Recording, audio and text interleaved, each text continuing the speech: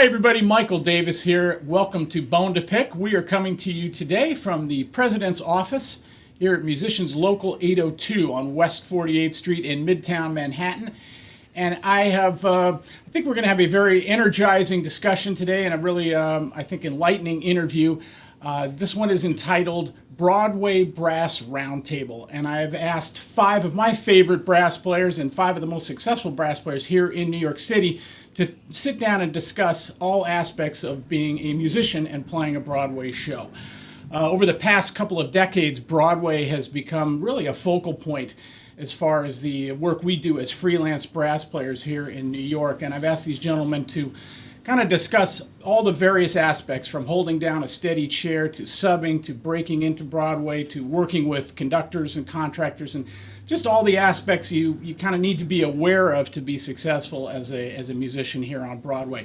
And without further ado, I think I'd like to introduce these wonderful artists who've taken time out of their busy schedule today. And we will start to my far right, the man, the legend, one of the great lead trumpet players anywhere in the world, also widely known for his maniacal cackle of a laugh that I'm sure we will be hearing today. But all kidding aside, Mr. Bob Millikan, he has literally recorded and performed on hundreds of CDs, tours, live performances. A short list includes Quincy Jones, Chick Corea, Barbra Streisand, Tony Bennett, Sammy Davis Jr., Bob Mintzer, Louis Bellson. His Broadway credits are equally impressive. He was the first trumpet on the entire run of A Chorus Line, which spanned about 15 years. Also did the entire run of Hairspray, a very long-running big hit show. Has performed Goodbye Girl. His most recent show was Nice Work If You Can Get It with Matthew Broderick. Continuing in the trumpet department, the great Tony Kadleck, probably the busiest trumpet player in New York these days. He has recently released his debut big band CD, Around the Horn. He is on the faculty at Manhattan School of Music. He has toured and recorded with Frank Sinatra, Michael Jackson, Elton John, Luther Vandross, Steely Dan, to name a few. He is currently holding the trumpet chair at Honeymoon in Vegas, recently finished runs at Aladdin, Spider-Man, Addams Family, and the long-running Beauty and the Beast. And to my left, our trombone department, one of my favorite gentlemen and one of the best trombone players of all time here in New York, the great Keith O'Quinn, literally recorded on thousands of commercials, TV themes, motion pictures, CDs. He has been a charter member of the Maria Schneider Jazz Orchestra as well as the Bob Mintzer Big Band. He's played lead trombone for Barbra Streisand for the past couple of decades. His Broadway credits: he's currently holding the trombone chair at Kinky Boots. Also has recently finished runs at Porgy and Bess, Fosse, a few years back, How to Succeed in Business, Damn Yankees, Starlight Express. He's a very long and extensive list of Broadway credits. And to his left, another wonderful trombone player, an incredibly versatile musician who equally good on trombone, bass trombone, and tuba, Mr. Randy Andos. His recording and performing credits include James Taylor, Spyro Gyra, Celine Dion, Bon Jovi, Blood, Sweat, and Tears. He is currently holding the trombone and bass trombone chair at the big mega hit Book of Mormon. Also recently finished up runs at Addams Family, Mary Poppins, and a very long and extensive list. And last and certainly not least, a very highly regarded trumpet player for many, many years, and he is the president of Local 802 here. And without getting too involved in it, I just want to say he's done a remarkable job for all of us, the constituents here as members of Local 802. He's really done a fantastic job, probably the best job in my 30-year career here in New York. He's a member of the American Federation of Musicians Executive Board. Mr. Tino Gagliardi, president of 802. And Tino, first of all, I want to thank you for allowing us to occupy your office here today. So, hey man, just an opportunity to be with the cats again. You know, I miss you guys. Well, I think just to get things rolling, I'd like everybody to kind of briefly just talk about your initial experiences with Broadway, maybe some of your memories, maybe hopefully fond memories of getting into Broadway. And Bob, maybe if you don't mind, we'll start with you. I know you've got probably the longest and most impressive list, but as you look back on your time on Broadway, what are some of the things that strike you as well, I had to go right to the very first show that I did, which was Floor the Red Menace. I believe that was in 1965, and I remember going to this was my personal take on it anyway, first of all, I was excited to get the job.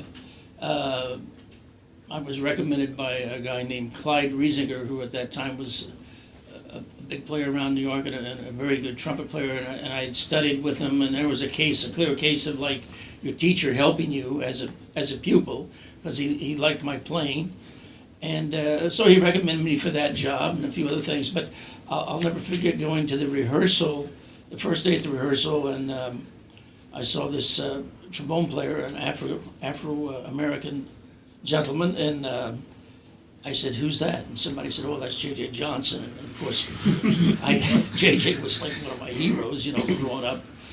And as it turned out, it was. And it was just amazing. He sat in front of me the run of the show, which wasn't very long, but that was a trip. I got to know him, and, it's like working with an idol, Yeah, what a cool memory that is. Yeah, that was great. Awesome. Tony, what about yourself in terms of your... I started subbing maybe in 1988, and I think the first show I actually got was because Bob was busy and he turned something down, and Jimmy Young said, who do I call? And Bob was nice enough to recommend me, and I did it, and the show opened on Thursday and it closed Saturday night. But nonetheless, I appreciate the plug. It was called the Prince of Central Park, and actually Keith was on that as well. But important people got to hear you. Right, and Don Sebesky was actually the arranger and the composer. So it kind of got my foot in the door at a fairly young age. So I was very appreciative of that job, and that was Cool. almost Keith, 30 years. Keith, remembering back to that show and some of your other memories of getting Well, I going. kind of had a slow start with Broadway because I had never intended to do a show. I mean, it was the furthest thing from my mind when I came to New York, But I was playing with Jerry Mulligan and starting to get pretty busy around town. And it's 1977, I got my first call. And the contractor, who I'm not going to mention his name, but offered me this show, and I asked him if I could take a day to think about it. So I hung up and I thought for about 10 minutes. I thought, no, I don't want to take on that kind of responsibility. So I called him back and I told him I would, I decided not to take it. And the guy went completely berserk on me. Basically told me I was finished, I'd never work again. He'd never call me again, and he never did. But I mean, he made Buddy sound like Mr. Rogers, It was pretty intense. So Buddy I Rich, didn't- that is, for those yes, of you Buddy who are Rich. wondering the famous speech. So I didn't think about Broadway much for another few years, and then I got married, and Marty Grupp called me for a show, and it was 1981, and so I was married. I was thinking about maybe traveling less, so I thought, and he told me Jim Pugh was going to do it, right? So I called Jim and I said, "Are you doing this?" And he said, "If you'll do it, I'll do it." So we both took the show, and it was a show about Jackie Robinson called The First, and the show didn't last long, but I hated it. I just couldn't get into the routine of being there 8 shows a week, and so I quit. And I didn't think it was a big deal, but I didn't get called again for like almost 6 years for a Broadway show.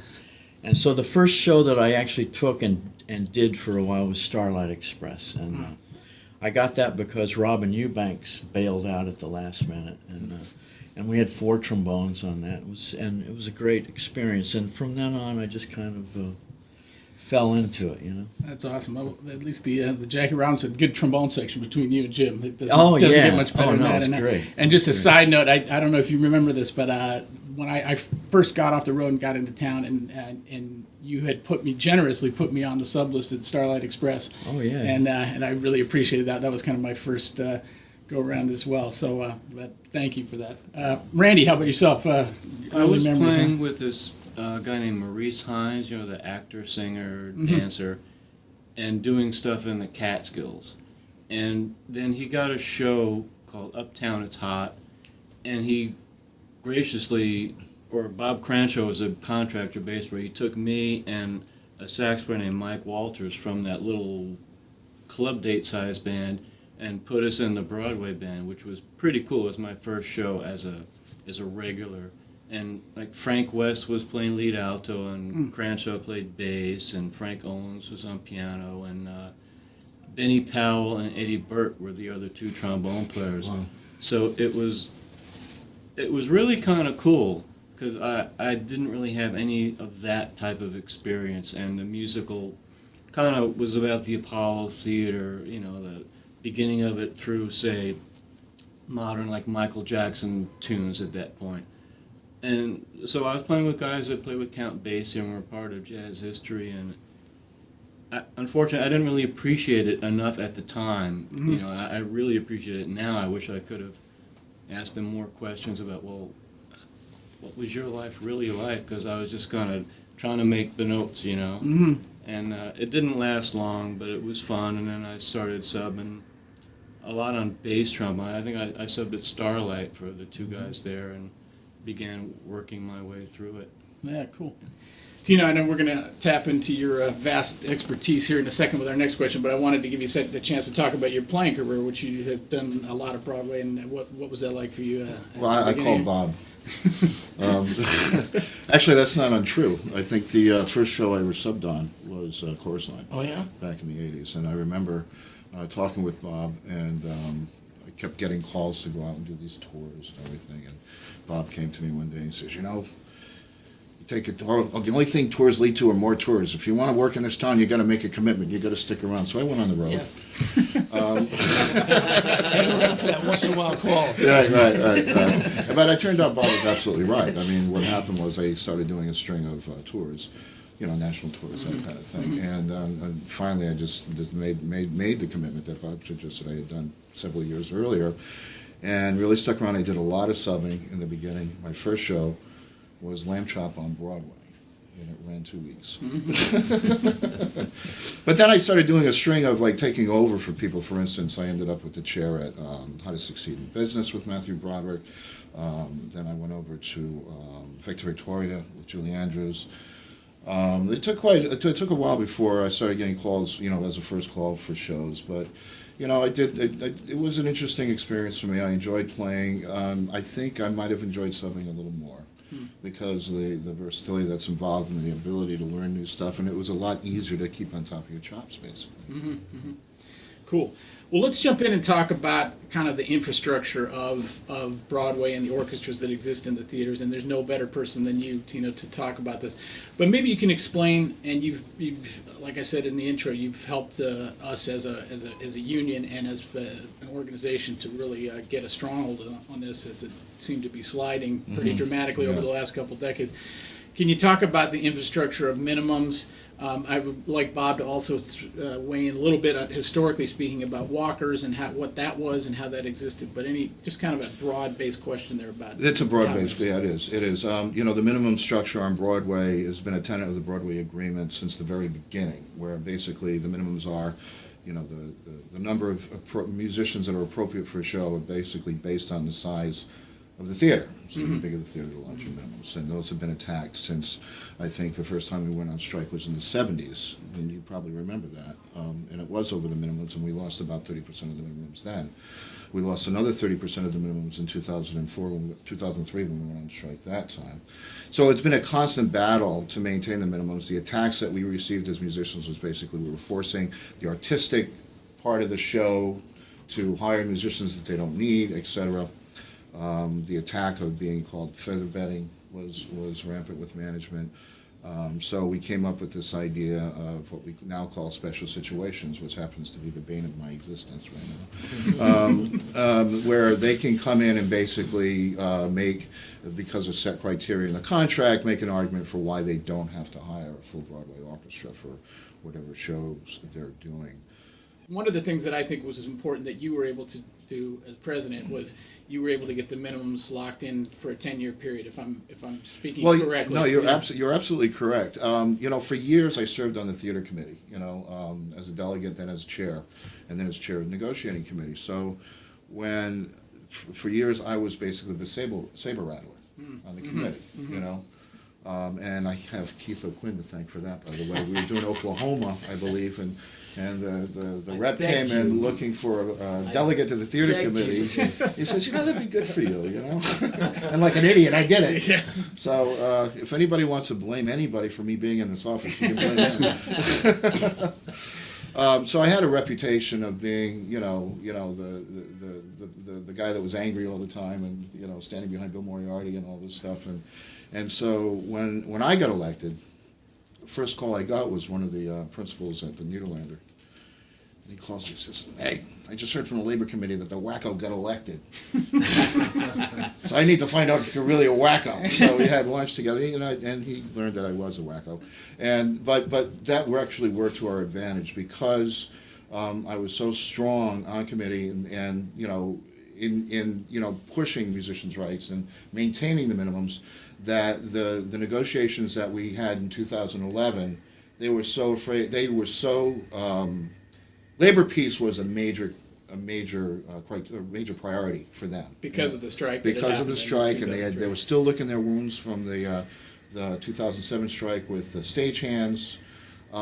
So basically, I came in with my list of demands. They said, well, why don't we do it this way? And we ended up and we hadn't had a raise in like 4 years. I don't know if you remember that. We got one raise in over 5 years. So I was able to continue the moratorium on the minimums. So the minimums are still in place until 2016, and we got a significant increase in a 5-year deal in every year of that deal. So I do feel really good about that. I have to say that. The relationship, it's all about labor relations, and there is give and take. Bargaining is bargaining, but I feel strongly that the league respects Local 802 now more than they ever have before. It seems absolutely true. Bob, maybe briefly, could you just talk about your time at Chorus Line, because at that time there was walkers within the trumpet section. Maybe just share what that Right. was, because Well, a lot of people wouldn't know about that at this stage of the Yeah, game. and that was basically my doing because I'd had an experience with a show previous to that actually it was the same theater, Schubert Theater, I believe, where we had an onstage band, and it was like 17, 18 guys or whatever. But so then they hired some walkers, but these walkers didn't have to play, and so when Chorus Line came up and it was going to go into that same theater, I knew whatever the minimum was. I knew we were under it, and they would have to hire walkers. So I immediately went to the conductor. I said, "Listen, I did a show previously, and the walkers didn't have to play. They weren't obligated to play." And I found that was just crazy. In other words, they're getting a paycheck for the minimum, and they literally had to do nothing for it, at least in most cases. And that was, by the way, an improvement compared to what it was historically before that. But that's another story. But the thing is, I said, well, why don't we just get the guy who's subbing here, and we'll have him be on the payroll as a walker, but have him agree to play. In other words, so we had 3 trumpets with him, 4. So we divided it up. So each guy, in effect, would have 2 days off. Now, of course, this immediately started some real discourse or whatever within the orchestra, because they say, well, the trumpet's got to walk, and I said, all you got to do is ask. You might get one yourself. So I was lucky I asked. So I felt good. I felt good about that. I was able to coach Little League and soccer and all these little things. With my son and all that, because I have a couple nights off a week, and I took advantage of that to sort of have a real life. So that was my story on that. I don't really have much to add to it, except that it was a good experience for me. And I remember when we had that first when we had that strike in 75, was it? I think that's right. Yeah. And I remember the secretary of the union saying, I said, well, I think it was Lou Russ. I said, Lou, what about the walker situation? She said, oh, those are gone. Well, guess that didn't work out. Lou Russ Russo. He meant well. I mean, I know he thought that was going to be the end of that, but I had heard that like in San Francisco when they had a minimum, they insisted on the musicians. Even if they didn't want to use them, they had to come in and sit in the pit with a stand in front of them, whatever. That seems kind of ridiculous. But at least they were trying to, impress the management that they were serious about, utilizing the musicians, which everybody admitted an orchestra is always better off with more people. Mm-hmm. Yeah. Yeah. Well, I mean, that's the interesting thing about it, and just from the union's point of view, it's really kind of a bizarre situation now, because I find myself and all the great people that work here in more playing more of a societal role than a trade union role. Trade unions bargain good fair wages, benefits, and working conditions that are favorable for the musicians. But now we're almost like the gatekeepers of the standard of live performance, which is really a concern for the public and our audiences. It's not, it shouldn't be the union out there, because it really isn't about jobs. For the most part, everyone I talk to agrees. If you're doing a show about Buddy Holly, 4 musicians is an appropriate thing. We understand that. But don't tell me a show like Priscilla, Queen of the Desert, that had backing tracks, for the whole string section, and tell me that was an artistic tool for them. Yeah. So it's kind of a strange thing, and we are, it's important, I think, for all of us, because this is our union. We're all part of this, and it's up to us to maintain that standard, because we love what we do. Yeah. And, Yeah, I always like to say, it's part of bringing the human experience to the theater, having real orchestras, real players. Like if you want to go to a baseball game and see a pitching machine that can be turned up fast enough to strike everybody out, what kind of a human experience is that? It's nothing. Yeah, it's a great analogy about that. And you've seen over the years, right? I mean, the three trumpet section is kind of a dinosaur now. Yeah. You can see that. You got trombone players that are playing, tenor, bass, and tuba. Yeah, that's always. Plus, they have to sweep up too. I knew you were going to bring that up. But let's jump ahead now. I kind of wanted to talk about the attitude on Broadway now, because it's become more of a focal point and more of a mainstay in terms of the work. Of course, 25, 30, 40 years ago, there was a large amount of studio work here in New York, and that seemed to be the most coveted work. Now I think having a Broadway show which I think has raised the level of expectation in terms of performance. I know, just a real quick story for myself. The first time I ever subbed on a show, I was in college, and I had come down to meet Birch Johnson, who's one of the great trombone players here in New York, and he was kind enough to let me come sit next to him at the show Annie, at the time, the original Annie. And Tony Studd, who was a great bass trombone player, but also played good tenor trombone, was the lead trombone player. And Tony had gotten a spider bite on his leg, and and this was, of course, pre-cell phone era and everything, and so Tony would say to Birch, whenever there was a couple minutes off in the show, he'd go on the payphone and make a call and see if he can get anybody. So the whole show goes along, they can't get anybody. So the conductor, I don't remember the gentleman's name, but he was incredibly nice to me. He just looked down and he said, "Well, what about this guy?" And I said, I don't have my horn here. I'm not in the union. He goes, "Yeah, you'll be fine." And Birch said, "Okay, you borrow my horn. I'll borrow Tony's horn."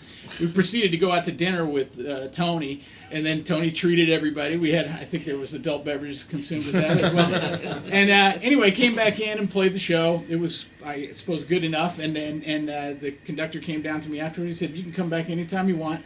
And back then, you paid your subs directly, so That's right. I got a check from Tony for that. I wasn't even the union.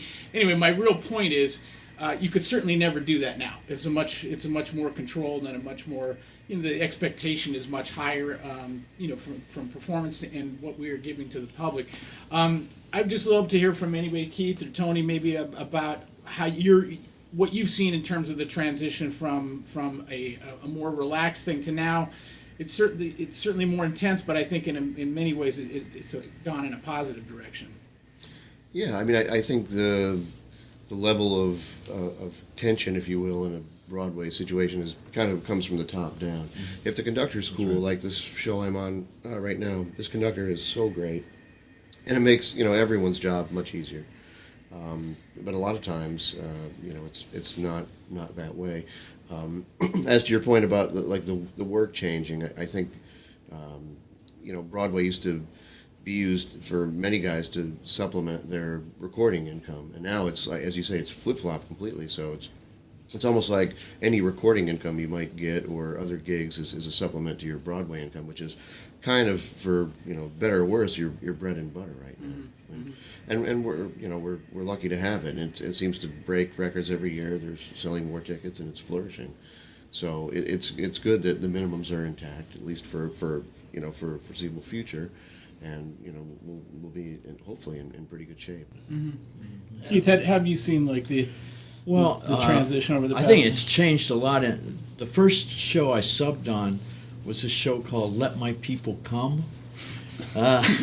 And it was back, it was back in the 70s for Joe Patrizzo, and in those days you just went, you watched the show, but there was no book to take home with you or anything, and that show was the musicians were off the stage, just a little off the stage, and the whole cast was nude. Completely nude. Keith watched that book like 10 times. Yeah. So, needless to say, watching the book was difficult. And I came out of there not knowing anything that had happened, really. And so when I subbed, I was basically, it was like sight reading a show. And, of course, and nobody seemed to care. It was fine. It was fine. Nowadays, you really have to prepare. I mean, I see guys that want to come in and watch the show 2 or 3 times, and it does really matter. The conductors really, it really comes from the top down. I mean, the guys who really are relaxed about it, have an open mind about it, it's much easier for the subs to relax and play better, I think. Mm-hmm. But and the other thing that's changed a lot is the doubling thing. But years ago, I mean, I always concentrated my whole career on just playing tenor. Now I really regret that, because literally just about any show you're going to get called for now, at least 60 to 70% of them, they're going to want you to play bass trombone, which I'm terrible at. So I did one show where I doubled on bass trombone, and I say that was the worst section I've ever played in, and I was the only guy. But so in a lot of ways, that's put a lot of pressure, and that's because of the band's getting smaller and smaller. But the quality on Broadway is so much better now, and I think it's been a big improvement, in a lot of ways. Yeah, cool. I wanted to address the doubling issue, and both from the trumpet perspective, but for us as trombone players, I think it's significant. And Randy, maybe you could speak to it, because you're certainly one of the premier doublers in New York, and I'm always amazed because when I hear you play tuba, you sound like a tuba player, but of course you're fundamentally a trombone player. But maybe talk about a little bit about your approach to doubling and how you apply that to when you're doing a Broadway show. Well, when I play, I consider myself mainly a tenor player, but when I play the other stuff, the only thing, except for like trying to get the notes out, the thing I'm thinking about is, if I was playing lead, how would I want the bass trombone player to play, or how would I want the tuba player to play? So I'm kind of thinking, while I'm playing, well, how would I relate to this person playing the lower stuff, and I play it the way I would want to hear it as a tenor trombone player. So I may not be the loudest. I'm definitely not the loudest. I'm not the best in terms of range on any instrument, but I kind of think more musically and how to just kind of fit it within the parameters that I feel comfortable with if I was leading the section. And it just seems like the necessity of playing those instruments is, I don't think I would have made a living if I didn't play the bass trombone or the tuba, because for a couple of years, like Mary Poppins, it was bass trombone and tuba, and that was my main thing for like 3.5 years. And if I just played tenor, I wouldn't have been asked. And it's just, it's hard, I think, for people coming in that they do have to have that experience and also play it well enough. It's not just enough to own the acts and kind of learn on the job, which I actually did. You know, I think I would always get called in and I'd be in over my head, you know, and then I'd learn on the job. But I think people were more lenient back then. And they said, well, you know, give him time. He's all right. He's not a jerk. So. Yeah, it's not good enough to be a doubler anymore. You really need to play that instrument.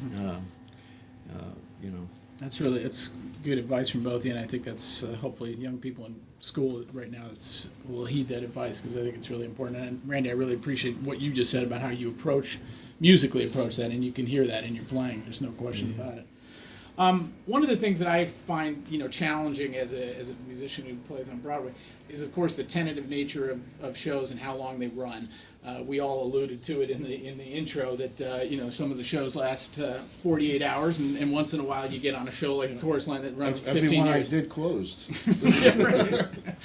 And I wanted to just kind of talk about how you guys approach, even just kind of from a mental perspective, dealing with the lock-in, which now that's, I think, part of the process as well. Is as musicians we go through what's called the lock-in period, where you're not allowed to take off except maybe some extraordinary circumstance, but basically you're not allowed to take off during the entire run of previews, and then basically through the first week after opening. Actually, if I may, it's 24 performances from the first public performances. If the previews are longer than 24 performances, that lock-in period is over. Okay. Wow, that's good info right there. Thank you. But how do you guys, Tony? Maybe you're just finishing your lock-in at Honeymoon in Vegas, but knowing that a show could run, 2 weeks after it opens, and then obviously you're hoping for a 2, 3, 4 year run. How do you kind of look at it when you are approaching a new show? It's hard because there's so little certainty. But you just, you treat it like it's going to be around, and you hope it's going to be around. And if it is, great. And if it's not, then you Bob, what do I do? You make a call, or. But it is hard, and our lock-in was particularly long.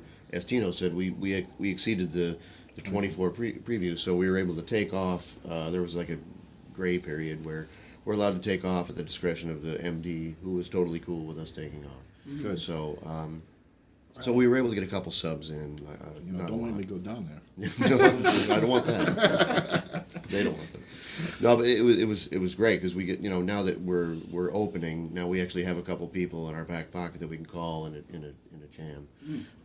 But as far as the uncertainty, I don't have an answer because I've only been doing it 28 years. Maybe if I do it 50 years, I'll figure out an answer. But I there's no rhyme or reason. I'm nervous every day. I look out in the audience because we're on stage, and you see empty seats, and you're like, oh boy, here we go. It's tough to swallow. It's a tough pill to swallow.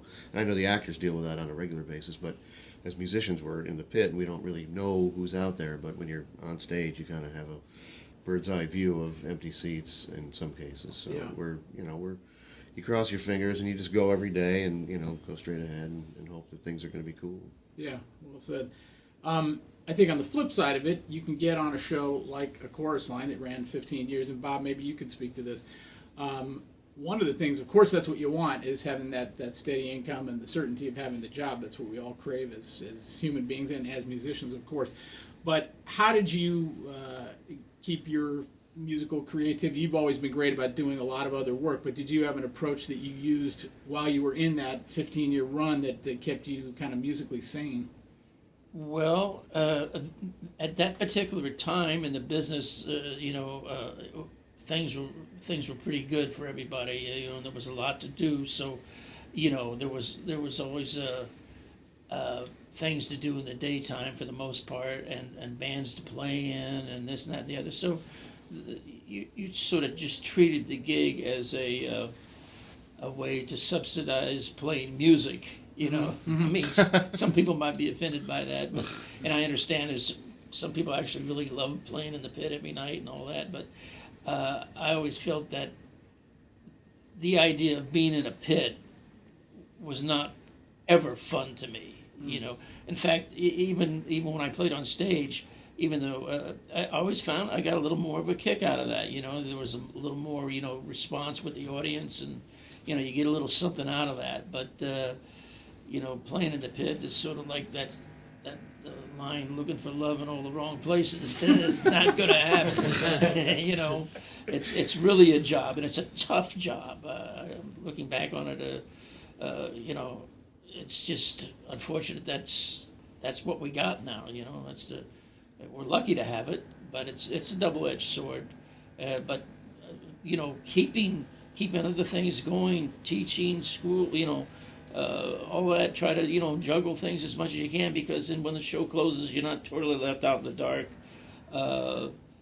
But I know when when I got the call for the job, I was about the 8th trumpet player. They called everybody and turned it down because it was off Broadway. It was an off Broadway show.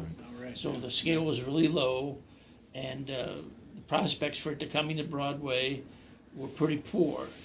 And I remember when we did the first preview downtown, we're standing backstage and listening to the dialogue and saying, like, well, this is not going to be happening, But luckily we were all really wrong.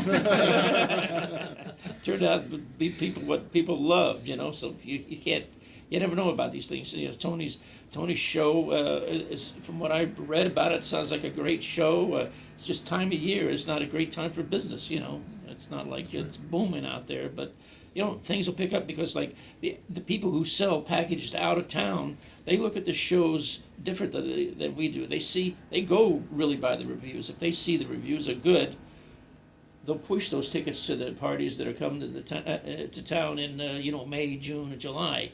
If those reviews are bad, they're going to skip over your show, because they can't guarantee the show will be open when the party comes to town. So there's some long range effects there, Yeah, that's a good point.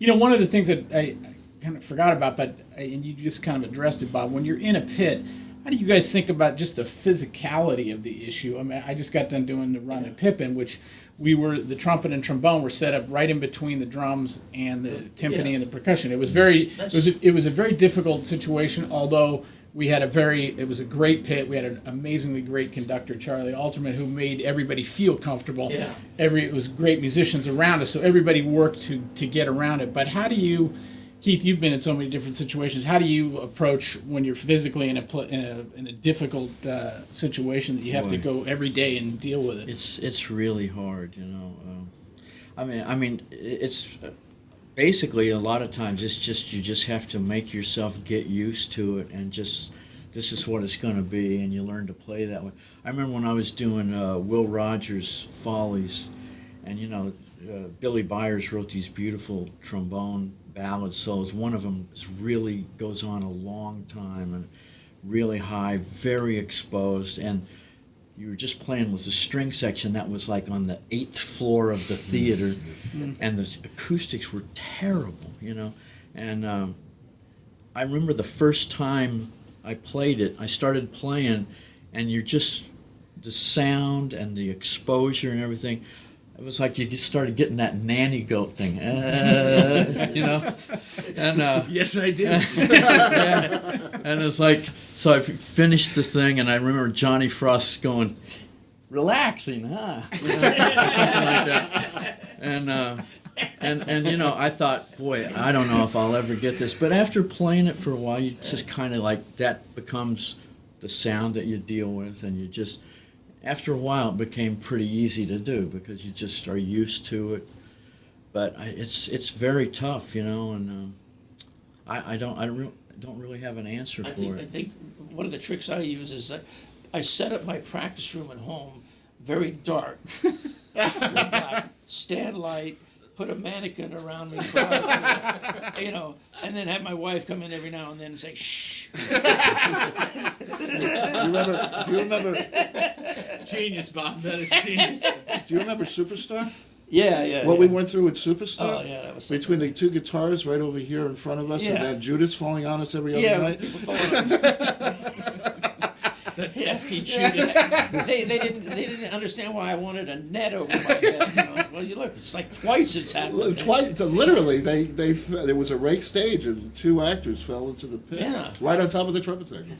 How did you deal with it at Pippin? What did you think? You know, I think we would play with headphones on. Yeah. So I actually was using earplugs, and then I would put the headphones on top of the earplugs, and just kind of get myself in a little cocoon and try to Dave Trigg was the trumpet player sitting next to me, and we'd just kind of get to the point where we could hear each other and try to Yeah. kind of like what you said. I think you gotta just get through it, and what's that famous Louis Armstrong thing where he said whenever he played with a bad rhythm section, he'd turn on the rhythm section in his head, and obviously in a different kind of way, but just kind of get into that, trying to feel what your sound is going to be like with the earplugs in and all that, because it's obviously different. And especially playing next to a timpani is like, Yeah. pitches, And I mean, like I said, at Pippin, at least we was fortunate we had such good musicians around that everybody was sensitive and trying to make it work.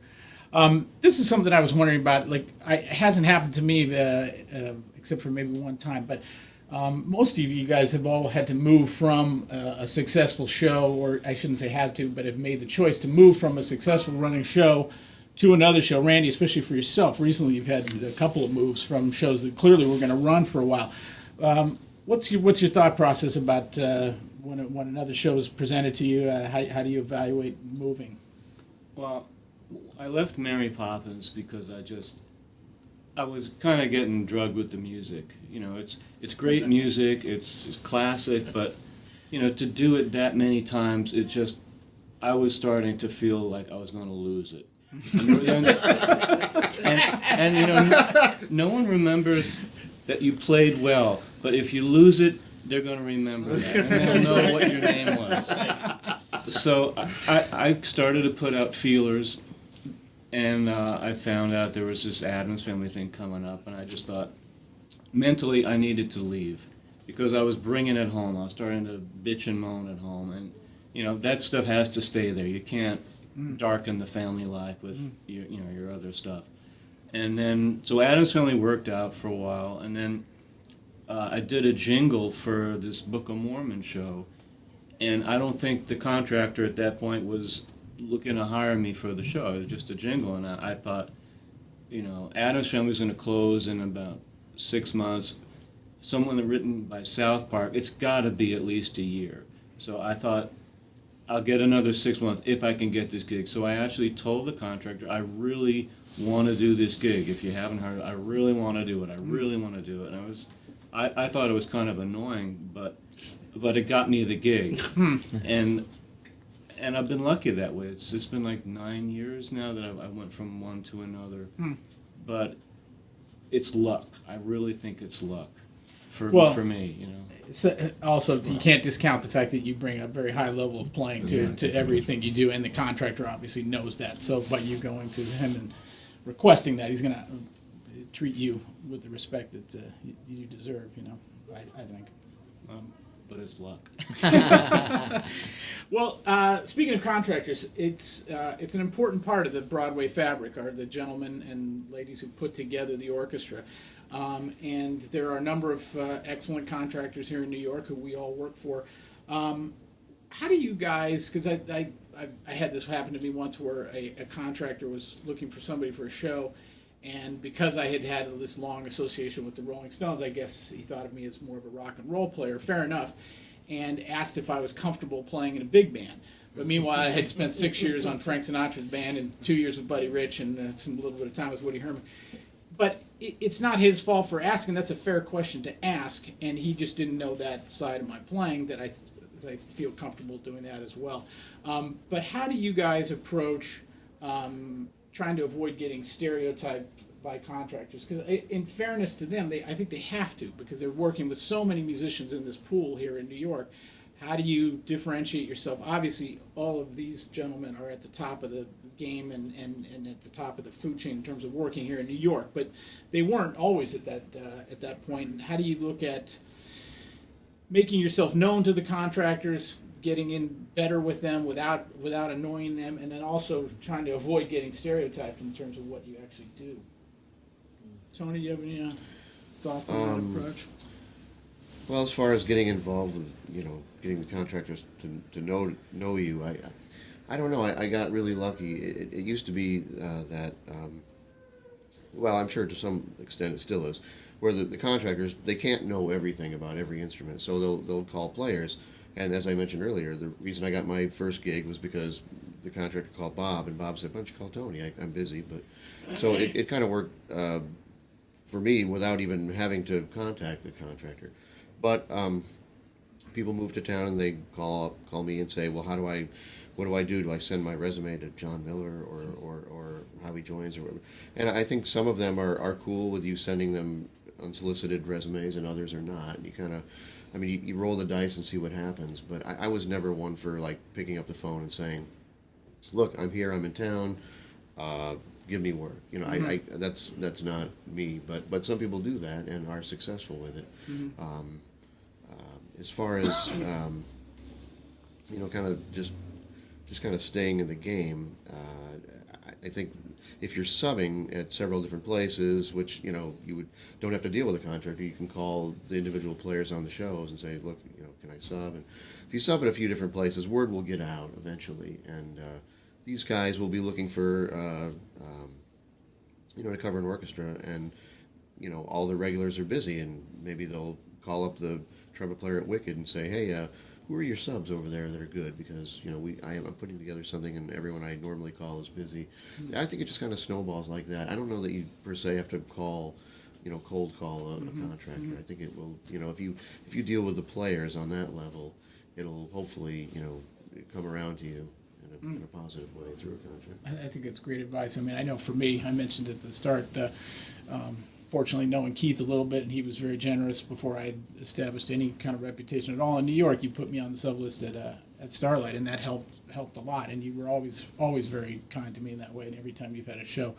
But I would assume you'd feel similar to Tony in terms Absolutely, of coming through yeah. players and getting known that way. Yeah, I think, especially nowadays, I think subbing is really the best way to get involved with it.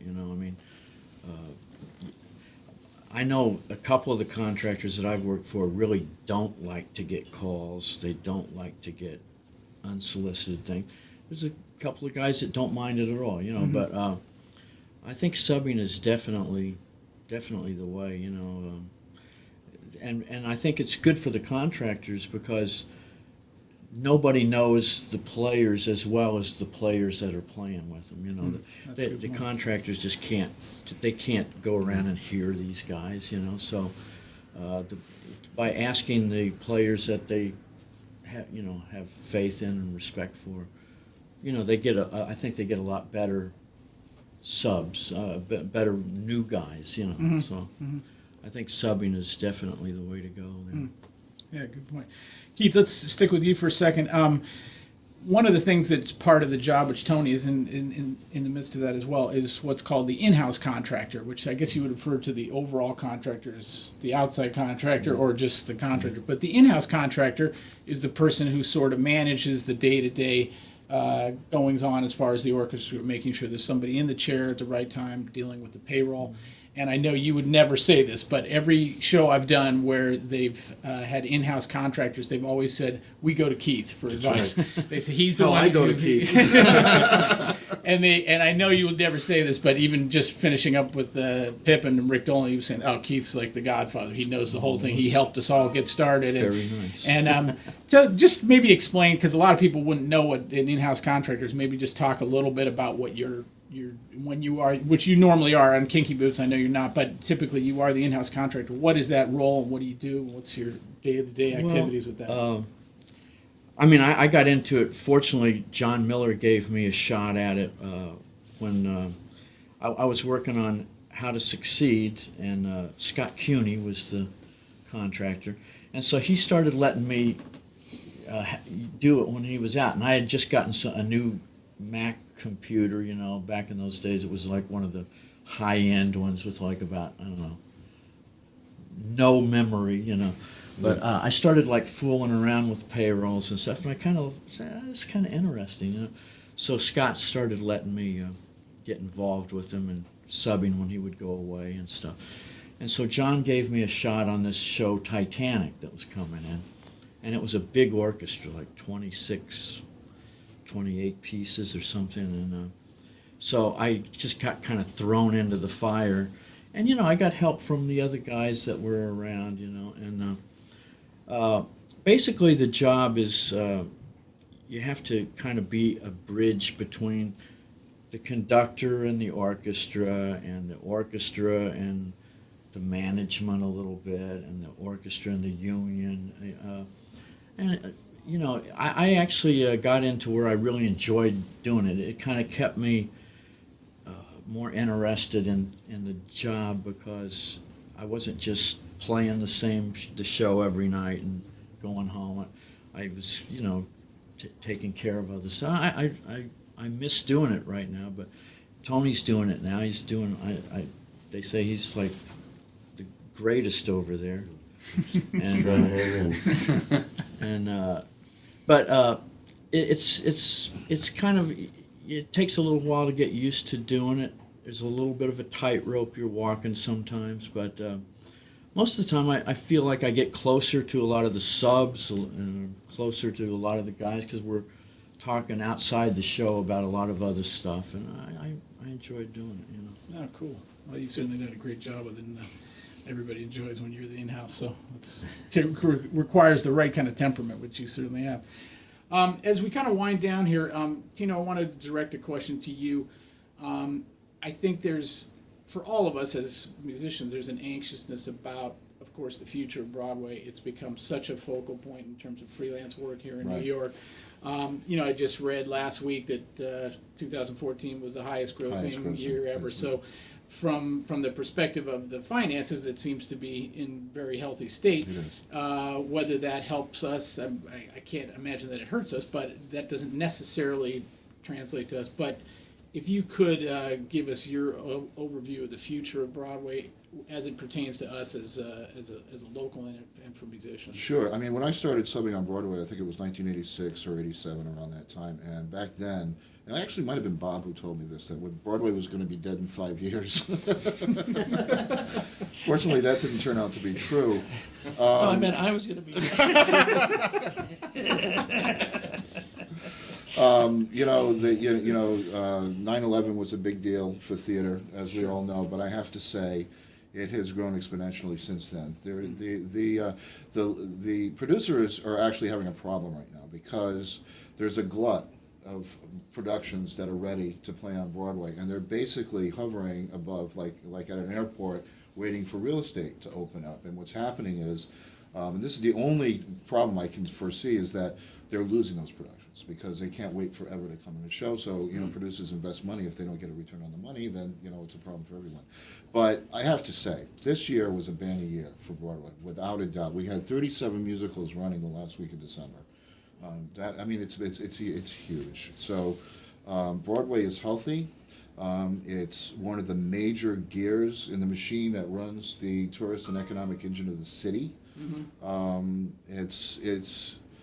It's important overall. I mean, when people come to New York City, it's unfortunate because it's in vast contrast to what's going on at Lincoln Center, for instance. Because when people visit New York City, they stay in Midtown, they go to a Broadway show. In the meantime, this time of year for the Lincoln Center orchestras is not a good time of year. I mean, City Ballet does it right. They got the Nutcracker, so that's fine. They're always, it's kind of a traditional thing. But, the Met Opera always has a problem this time of year. The Philharmonic has a hard time putting in seats. So I think just the nature of Broadway as a commercial product, I guess, is the best way to put it. I think it's always going to attract some, it's going to generate money. Otherwise, they wouldn't be doing it. Our job, of course, is to make sure that we continue to be a vital part of that. And that's the difficulty. Do you see the future in terms of negotiating with the producers and that it seems like, thanks to your leadership, it seems to be going in a much better direction than it was, say, 10 or 15 years ago. Do you anticipate that continuing in a positive direction in terms of negotiations? I don't anticipate anything in negotiations. Okay. Because you never know what you're going to expect. I would like to think that going forward, because the moratorium is up in 2016, so our next round of negotiations, the minimums will most probably be on the table. However, that being said, we've done a really good job in regard to the special situation status of some of these shows and actually working collaboratively with the league to make sure that these are genuinely special situations. As long as that relationship continues to work, I think they're going to be fine with the minimums. I really do. Because they have the tool that they need in order to make the artistic decisions that they need to make in order to mount a show. Problem, of course, is, every now and then you get a producer, from Australia. I was on that show, guilty as charged, but it wasn't my production.